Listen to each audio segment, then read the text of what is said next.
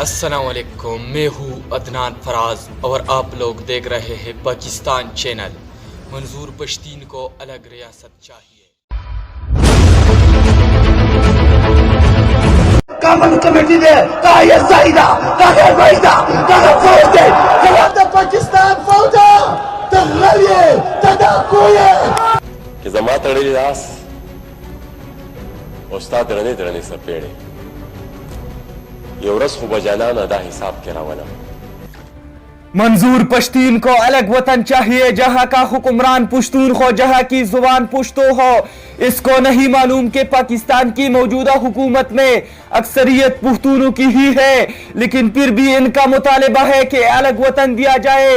تو الگ وطن مانگنے کی وجوہات یہ ہے، منظور پشتین کو الگ وطن چاہیے تاکہ یہ ایک بار پھر ٹی ٹی پی کے بے گھر خارجیوں کو یہاں آباد کر سکے۔ اسے الگ وطن چاہیے تاکہ وہاں منشیات اور غیر قانونی اسلحے کا دھندا پھر سے شروع کر سکے۔ اسے الگ وطن چاہیے جہاں گلالہ اسماعیل جیسی عورت حکومت کر سکے، جس کے نظر میں چادر اور پختون کلچر اور اسلام عورت کے دشمن ہے۔ اسے الگ وطن چاہیے تاکہ چھوٹے بچوں کو پھر سے خودکش حملوں کے لیے استعمال کر سکے۔ اسے الگ وطن چاہیے تاکہ یہ اسلامی تعلیمات کی کھل کر توہین کر سکے۔ انہیں الگ وطن چاہیے تاکہ یہ پختونوں کے شرم و حیا اور غیرت مند کلچر کو پیرو ترے رونق سکے۔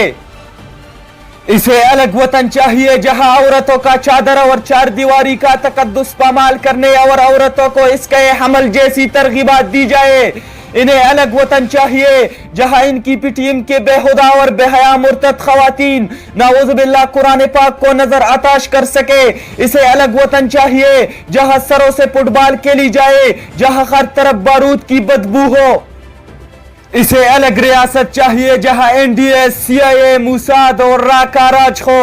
بھارتی میڈیا، امریکی میڈیا اور اسرائیلی میڈیا اور یہودی عوام کا بھرپور تعاون حاصل ہو۔ اسے الگ وطن چاہیے جہاں مارکیٹیں، بازار، سکولز دہشت گردوں کے اڈے کے طور پر استعمال ہو۔ اسے الگ وطن چاہیے ایسا وطن جہاں بچوں کو قائد اعظم علامہ اقبال اور خوشحال خان خٹک، محمود غزنوی، صلاح الدین ایوبی کے بجائے بچہ خان جیسا لعنتی پڑھایا جائے۔